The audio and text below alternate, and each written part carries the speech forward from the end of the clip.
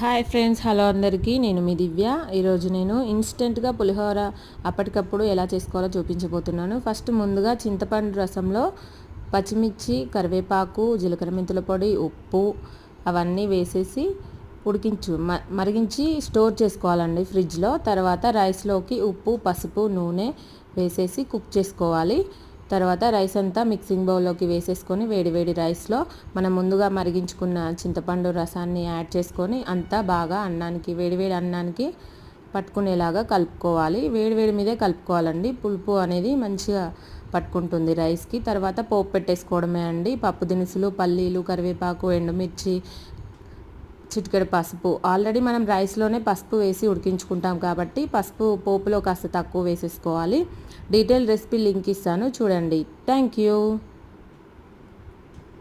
అప్పటికప్పుడు మిక్స్ చేసుకోవచ్చండి.